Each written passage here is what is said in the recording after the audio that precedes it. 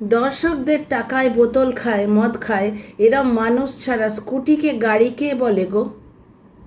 যবে থেকে মন্দিরা গাড়ি কিনেছে তবে থেকে এই বোতল মামির পেছনে আগুন লেগেছে।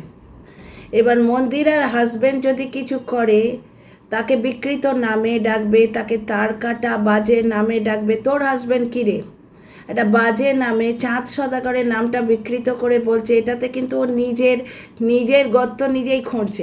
কারণ ও যতই দেখা করে হাজবেন্ডটাকে একেবারে ভেড়া এবং একেবারে ল্যাবড়া টাইপের লাগছে। কারণ ওর হাজব্যান্ড কি কিছুই জানে না? ও তো নিজেই বলেছে, ওর ভয়েস মেসেজ চতুর্দিকে ছুটছে। প্রত্যেকটা কন্ট্রোভার্সি ক্রিয়েটারের কাছে ওর ভয়েস মেসেজ আছে, এবং যাদের কাছে বেশি আছে উকিলের চিঠি দিয়ে তাদের মুখ বন্ধ করিয়েছে। দেখো, ওআইটিতে সবাই আসে দুটো পয়সা রোজগার করতে, সুতরাং এখানে ঝামেলায় কেউ যেতে চায় না।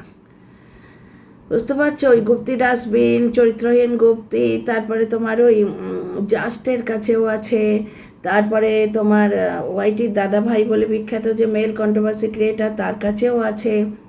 সেখানে ও নিজে স্পষ্ট গলার স্বরে 4টে খিস্তি দিয়ে বলেছে যে আমার বর আমাকে সন্দেহ করে, গ্রুপ চেক করে, ওই জন্যে যেখানে ভাগ্নের সম্বন্ধে কথাগুলো বলে রেখেছি ও এইভাবে বলেছে। স্পেশাল ভয়েস মেসেজগুলো আমি ডিলিট করে দিলাম। বুঝতে পারছো? তার মানে ওর বর ওকে সন্দেহ করে, ওকে ছিনাল বলে, ও শ্বশুর শাশুড়ি ওর চরিত্র জানে, ওকে ওপরে 12 বছর উঠতে দেয়নি। তা সত্ত্বেও তার স্কুটিতে বসে ঘোরে। ভেড়া ছাড়া কে ঘোরে? মন্দিরা কবে কি করে এসছে সেইটা বেচে তুই বড় লোক হয়েছিস। তুই 10,000ই একটা কন্ট্রোভার্সি ক্রিয়েটার ছিলিস। বুঝতে পারছিস? 10, 12 কি 14 এরকম সাবস্ক্রাইবার লেভেল ছিল। তোর ঘেঁটিটা ফোকলা মাতালের কাছেও ধরা আছে। যেহেতু মন্দিরার গাড়িটা এসছে অম্বুবাচীর সময়, ওই জন্যে খালি পুণ্য লগ্নে, পুণ্যতিথি এই কথাগুলোকে হাইলাইট করছে, আর খালি গাড়ি বলছে। কোন দিন এবার সাইকেলকেও না গাড়ি বলে, স্কুটিকে গাড়ি কোন পাগলে বলে? 2 হুইলারের 4 হুইলারের আকাশ পাতাল তফাৎ। 1 লাখ টাকা সর্বসাকুল্যের দাম হয় না আমার স্কুটিটার 15 বছর হয়ে গেছে। 15 বছরের পর গাড়ি অন রোড চালাতে নেই, জানো তো? ওই জন্য আমার স্কুটিটা আমি সরিয়ে রেখেছি। আমি ছেলের জন্য নতুন স্কুটি কিনছি, ভাবছি লাল টুকটুকে একটা স্কুটি কিনে দেবো ওকে। বুঝতে পারছো? তো 80,000-এর ওপর থেকে দাম যাচ্ছে, কোটেশান যাচ্ছে, আরও 2-4টে দেখবো। বুঝতে পারছো? একটু শরীর খারাপ, তারপরে এই গরম, এই প্যাচ হিউমিড ভাবটা একটু কমুক। পরের বার হাজব্যান্ড যখন আসবে, এবারেও এসছে, এখন হাজব্যান্ড রয়েছে, কিন্তু ও তো আসে 1000 ঘন্টা কাজ নিয়ে আসে না। বিভিন্ন ফ্যাক্টরি পরিদর্শনে যায়, বিভিন্ন গভর্নমেন্ট অফিসিয়ালের সঙ্গে মিটিং থাকে, আরও অনেক রকম ওদের জব প্রোফাইল।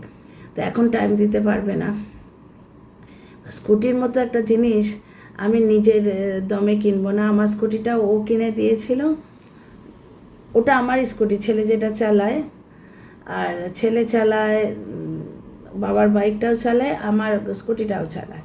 আমি এবার ভাবছি ওর নিজের নামে, কারণ ওর এখন 18 বছর বয়স হয়ে গেছে, ওর ড্রাইভিং লাইসেন্সও আছে। তো স্কুটির দাম আমি খুব ভালো করে জানি। তো 4 লাখ টাকার একটা গাড়ির সঙ্গে স্কুটির কোনো দিন তুলনা হয় না। বুঝতে পারছো?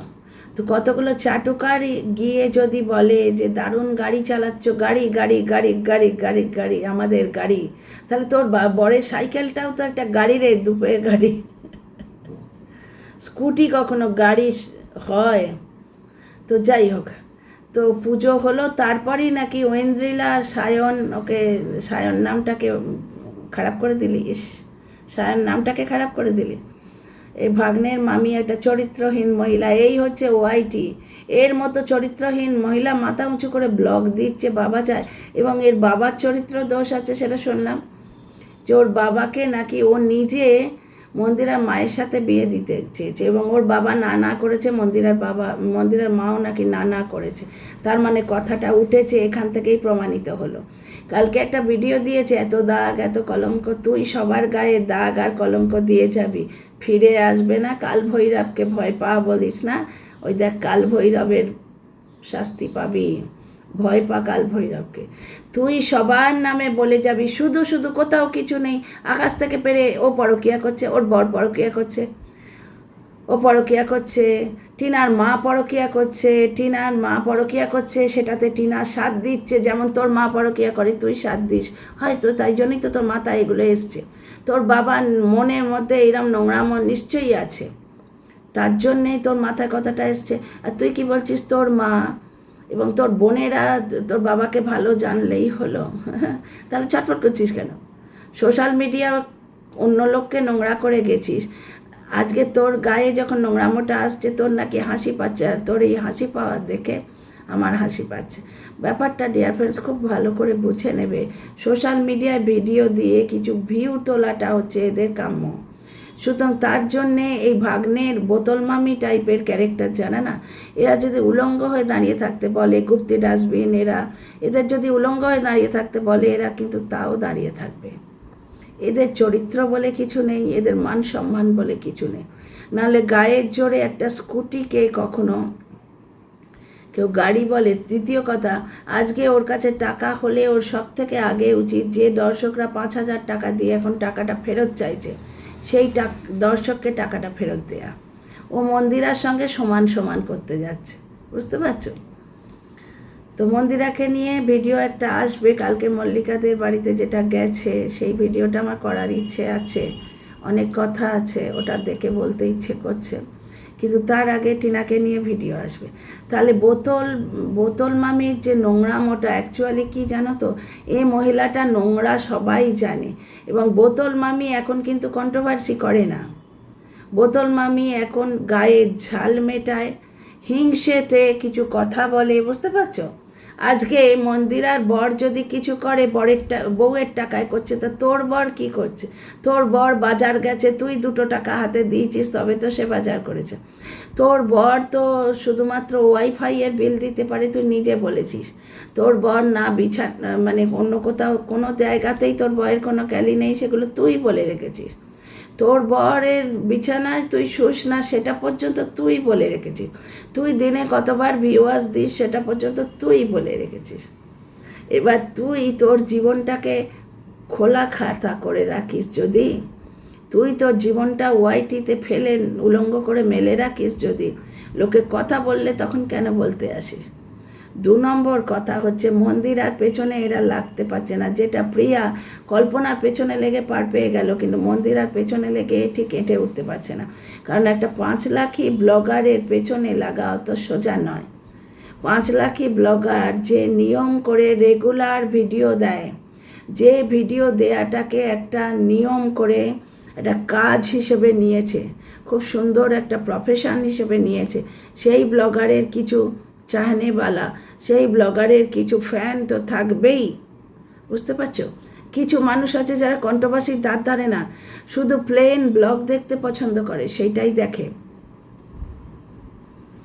তারাও মন্দিরা ফ্যান, বুঝতে পারছো? এবং মন্দিরা কন্ট্রোভার্সি দেয়, নিজেকে নিয়ে অন্য কাউকে নিয়ে দেয় না। এবার মন্দিরাকে প্রত্যেক দিন ছিঁড়া খাচ্ছে এই ভাগ্নের মামি, এই ভাগ্নের সঙ্গে সই এই বোতল মামি, বুঝতে পারছো?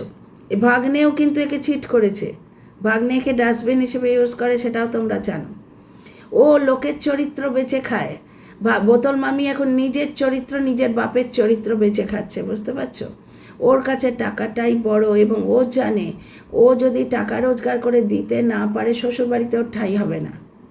শ্বশুর শাশুড়ি ওকে 12 বছর ওপরে উঠতে দেয়নি, এবার এই ভেড়াটাকে আঁচলে বেঁধে রেখেছে বলে শ্বশুর শাশুড়ি শুধুমাত্র নিজের সন্তানের জন্যে ওকে মেনে নিয়েছে। কারণ বয়স একটা সাংঘাতিক জিনিস, একটা বয়স আসে যখন মানুষ বিরাট বড় লোক যারা, তারাও অসহায় হয়ে পড়ে, ঝি চাকরের ওপর ডিপেন্ডেন্ট হয়ে পড়ে, শরীরে যখন জোর থাকে না, যখন হাত ধরে ওয়াশরুম পর্যন্ত নিতে হয়, নত ক্যাথেটার লাগাতে হয়, ওই বয়সটা বড় সাংঘাতিক, যেটা কিন্তু এই বোতল মামির বড় কষ্টে কাটবে। কারণ এই বয়সে এই যে যখন হাত পা বসে যায়, অথর্ব হয়ে যায়, তখন মানুষ যে সাহায্যটা পায় সেটা শুধুমাত্র ভালোবাসা থেকে পায়। চোখের সামনে তোমার সোনা গয়না লোকে নিয়ে চলে যাবে, তুমি দাঁড়িয়ে দেখবে, কারণ তোমার ক্ষমতা নেই উঠে বাধা দেবার, এইরকম একটা বয়স আসে। তো বোতল মামিকে ভালো কেউ বাসে না পৃথিবীতে, সেটা বুঝতেই পারছো। বোতল মামির সমস্ত নচ্ছারগিরিতে সাথ দিয়েছে ওর বাবা, সেটা ও দেখিয়েছে। ওর মাকে যে ও পছন্দ করে না, ভালোবাসে না, এটা গাল দিয়ে রেখেছে, সেটা তো বটেই। প্লাস ওই যে যখন নোংরামো করে ব্লগ চ্যানেলটা তুলতে গেছিলো, সেখানে কি দেখিয়েছিল যে ওর মার দোতলায় উঠতে কষ্ট হয়, শুধুমাত্র একটা চাদর না একটা কি তোষক নিয়ে আসবে, আমি একা যাব, তা মাকে ডেকে নিলাম। ওর মাকে দোতলায় উঠতে কষ্ট হয়, এটা বেচারামের মতো দুঃখ বেচতে আসছে। একটা জিনিস দেখো, বেচারাম দুঃখ বেচে কিন্তু বাপ মায়ের টেক কেয়ার করে না। মায়ের হাতটা ভেঙে গেছে, কী কষ্ট, ছেলেটা স্ট্রেসে আছে, কী কষ্ট, ছেলেটা যাতে স্ট্রেসে না থাকে সেই ব্যবস্থা কিন্তু করে না। ও দুঃখ বেচতে আসে, প্রতিটি জিনিস বিকাও, ওদের জীবনের প্রতিটি অঙ্গ বিকাও, যেটা কিন্তু তোমার এই বেচারাম বোতল মামিরও, বুঝতে পারছো? ওর মাকে দোতলায় উঠিয়ে দেখাচ্ছে যে মায়ের সিঁড়িতে উঠতে কষ্ট হয়। ওর মায়ের কোনো প্রয়োজনই ছিল না সেদিন, শুধু মাকে ডেকে নিয়েছিল দর্শকদের একটা মিথ্যে কথা গেলাবার জন্যে, যে আমার কাছে এখন পয়সা নেই, ও যে ফট করে এসি কিনছে, কিনছে, এটা দর্শকদের টাকায় কিনছে। দর্শকরা পুরো বুঝতে পারছে এবার সব কিছুই। যার জল গরম হতো না তার জল এখন টকবক করে ফুটছে কি করে, এটা বোঝাই যায়। দর্শকের টাকায় মদ খাচ্ছে,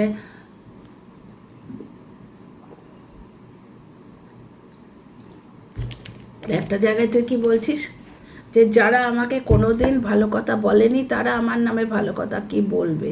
তো সেম তো তোর সঙ্গেও, তুই মন্দিরাকে কোনোদিন ভালো কথা বলিসনি, তাহলে তুই মন্দিরার সম্বন্ধে ভালো কথা কি বলবি?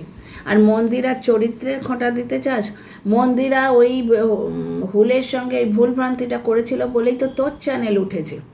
মন্দিরা যে নোংরামোটা করেছিল ওই নোংরামোতে তুই সাথ দিয়েছিস, পরকীয়া বেচে তুই চ্যানেল তুলেছিস, বুঝতে পারছিস? তুই কত বড় অসভ্য মহিলা, যার যেটা নেবার আছে তার থেকে সেটাকে নিয়ে তাকে ছুঁড়ে ফেলে দিয়ে পরে তাকেই আবার নিন্দে করতে এসছিস। তুই কি ভেবেছিলিস যে মুখ দিয়ে ছিঁড়ে ফালা করে দিবি? এখন তুই যে মুখ ছোটাতে পারিস, অন্য লোকেও তো মুখ ছোটাতে পারে।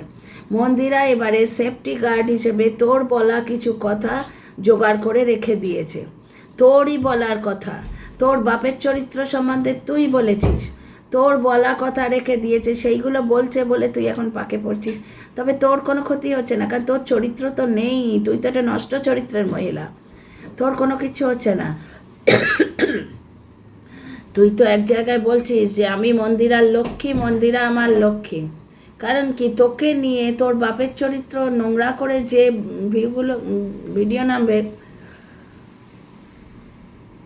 সেইগুলো তুই বেঁচে খাচ্ছিস, তার বদলে কিছু কথা বলে তুই বেঁচে খাচ্ছিস, ভাবতে পারছিস? তুই নিজের চরিত্র বেঁচেছিস, তুই নিজের বরের অপারগতা, নিজের বরের রোজগার না করার ক্ষমতা, সব কিছু বেঁচে খেয়েছিস, এখন বাপকে নিয়ে পড়েছিস। আর তোর মা বাপের চরিত্র কি আর মন্দিরার মা বাপের চরিত্র কি, দুটো কি কোয়াল করা যায়? প্রথম কথা হচ্ছে ওয়াইটিতে আমরা চরিত্র বিচার করতে কেউ আসেনি, কিন্তু যদি তোর মা বাপের চরিত্র আর আমার মা বাপের চরিত্র, কালকে তুই যেটা বলছিস ব্যাপারটা হচ্ছে সেই মা বাপের চরিত্র ওই সময় বিচার হয়ে যায় যে বাবা হাসতে হাসতে এসে বলে যে মেয়ে সংসার ছেড়ে চলে এসছে, স্বামী সন্তান অথর্ব শ্বশুর শাশুড়ির মুখে লাথি মেরে চলে এসছে, তার বাড়িতে পাত পেরে খাবে। তোর ওই ফ্ল্যাটের তোর সংসার ভাঙানি খেলাতে পুরোপুরি তোর বাপ সঙ্গে ছিল। শুধু তাই না, তোর বাপ চোখ দিয়ে এরম দেখাচ্ছিল, তোর বাপ জানতো যে তোর ভাড়াটা ওখানে আছে, অথচ তোর মিথ্যেতে পুরো সায় দিয়েছে। তোর বোনেরা তোকে মদ এনে খাইয়েছে, তোর বোনেরা ঠিক তোরই মতো অসভ্য ড্রেস পরে, কলগার্লের মতো ড্রেস পরে ইয়েতে যেত, ওই কি বলে ওটাকে, সব জায়গাগুলোর নামও জানি না, পাবে টাবে যেত। এইগুলো সব শিল্পী জানে বলে শিল্পীকে স্ট্রাইক দিয়েছিলিস। এবার শিল্পী চুপ করে গেছে। বললাম না, সোশ্যাল মিডিয়া সবাই বিক্রি করতে আসে, পয়সা কামাবার জন্য, এখানে কেউ পয়সা ঢালতে আসে না, যেটা বেচারামের ক্ষেত্রেও হচ্ছে। বেচারাম যে বলছে না সন্তান আদি হলে টিনার দেখে নেব, অ্যাকচুয়ালি ও কাউকেই কিছু দেখে নেবে না। টিনা পাচে ওর মানে সব থেকে বড় পণ্যটা ছেলেটা নিয়ে চলে যায়, যার জন্য ইনজাংশন কেস করে রেখেছিল, সেটাই 2-3 দিন আগের ভিডিওতে নিজেই বলছে। ও ইনজাংশন কেস কেন করেছিল? পাছে টিনা ছেলে নিয়ে চলে যায়, তার মানে টিনা তো ছেলে চেয়েছিল। মায়ের স্যাক্রিফাইস বোঝবার ক্ষমতা না বেচারামের আছে, নাই বোতল মামির আছে। টিনা মনের দুঃখে যখন ছেলের জন্মদিনে ভিডিও দেয় না, এই চরিত্রহীন বোতল মামি, যার পুরো ফ্যামিলি চরিত্রহীন বোঝা যাচ্ছে পায়েলের কথা থেকে বোঝা যাচ্ছে পুরো চরিত্রহীন ফ্যামিলি। কারণ টিনার মা ময়েশ্চারাইজার মাখছে, আর টিনা এরম করেছে বলে টিনার মাকে তুই যদি চরিত্রহীন বলতে পারিস, তাহলে তোর বাপের সম্বন্ধে এত বড় কথা এলো, তাহলে চরিত্রহীন তো বলবেই দর্শকরা চরিত্রহীন তো বলবেই। এইবার হচ্ছে একটা জিনিস দেখো, টিনা যখন ছেলের জন্মদিনে ভিডিও দেবে না, ও লাফাতে মানে আদলাংটা দৌড়ে আসবে, এসে টিনার সম্বন্ধে খারাপ কথা বলতে আসবে। না, টিনা এমনিই ভিডিও দেয় না, ছেলের জন্যে ওর বুকে কষ্ট নেই। তোমরা এই কথাটা ভাববে না, কারণ ওদিকে ফোকলা আছে তো, ফোকলায়ের বন্ধু, হুলের বন্ধু, ফোকলায়ের বন্ধু। মানে এর সব থেকে কষ্ট যে কোনো ফোকলা একে কেন ধরে না এবং কোনো হুল একে কেন ধরে না। ফোকলাকে বলেছিল, মনে আছে, তুই টিনার জন্যে হাত কাটবি, বুঝতে পারছো? এ এত অসভ্য মহিলা, এবং এ চায় এই ধরনের কেচ্ছা বেরিয়ে আসুক। তোমরা এটা ভেবো না মোটেই যে ওর খারাপ লাগছে, কারণ ও চায় ওর সম্বন্ধে নোংরা কথা বেরিয়ে আসুক, ও সেগুলো বেঁচে খাবে, বুঝতে পারছো? ও সেগুলো বেঁচে খাবে, ওর নিজের কেচ্ছা, বাপের কেচ্ছা, এইগুলো বলে ডিফেন্ড করে বা সাপোর্টে বলে বা দু চারটে মুখ ছুটিয়ে ও ভিডিও করে খাবে। মেনলি ভিডিও করে রেভিনিউ তোলা। একটা জিনিস দেখো, ওর ব্লগ চ্যানেলটাও কিন্তু খেটে তুলতে চায়নি কোনো দিন। সব সময় কন্ট্রোভার্সি দেবে, সব সময় নোংরাম করবে। ও ওয়াইটির দাদাভাইয়ের একটা কল রেকর্ড ছেড়েছিল, তখন আমার সদ্য চ্যানেল, আমি সবে হামাগুড়ি দিচ্ছি, 100-200 সাবস্ক্রাইবার হয়তো, ওই 2023-এর লাস্টের দিকটায়, মানে ওই 26শে আগস্টে 2-4টে পরে সেপ্টেম্বরে, সেখানে একটা কথা ছেড়েছিল, ওয়াইটি দাদাভাইয়ের কল রেকর্ড ছেড়েছিল, যে ও বলেছিল একটা পরকীয়ার নাটক করে চলো চ্যানেল তুলি। তাহলে বুঝতে পারছো, যেখান থেকে যা কেচ্ছা বেরিয়ে আসবে সেইটাই এ বেঁচে খাবে, সেটাই ওর লক্ষ্মী। সে ওর বাপের চরিত্রে দাগ হোক, ওর চরিত্রে দাগ হোক, ওর ওতে কিছু এসে যায় না। সে একটা জিনিস জানো তো, উলঙ্গের নেই বাটপাড়ের ভর, এর হচ্ছে এই অবস্থা। আর 3 দিনে এ গাড়ি চালিয়ে একবারে দেখিয়ে দিচ্ছে দর্শক ঠকানো ব্যাপার, রাস্তায় বেরিয়ে লোক মারবে, মার্ডার কেসে পড়বে, বুঝতে পারছো? 3 দিনে ও পাকা ড্রাইভার হয়ে গেল। ওরে ড্রাইভার নয়, স্কুটি চালককে ড্রাইভার বলে না, মানে চাটুকারিতার জন্যে আজকে স্কুটিকে গাড়ি আর স্কুটি চালককে ড্রাইভার বলে না। মানে ওয়াইটি যদি এই বোতল মামির দিকটা না অনেকে বয়কট করছে, আমি কন্টেন্ট করি তাও এর ভিডিও দেখি না। একে নিয়ে যারা ভিডিও করছে এক হাতটা দেখে নিই, কারণ এর ভিডিও দেখা যায় না, নোংরা প্রচণ্ড। এর ভিডিও দেখলে মনে হয় ডাস্টবিনে হাত দিচ্ছি। তো প্রথম একটা জিনিস জেনে রাখো, বোতল মামি এই যে সমাজটাকে নোংরা করছে, এটা কন্ট্রোভার্সি নয়, ও সমাজটাকে নোংরা করছে, বুঝতে পারছো? তো see you in the next video. কেমন লাগলো আমার কথা নিশ্চয়ই কমেন্ট বক্সে বলবে, লাইক শেয়ার সাবস্ক্রাইব করবে। See you in the next video. আর টিনার পেছনে যেভাবে নোংরা কথা বলেছে বোতল মামিকে আমি সহজে ছাড়বো না। See you in the next video.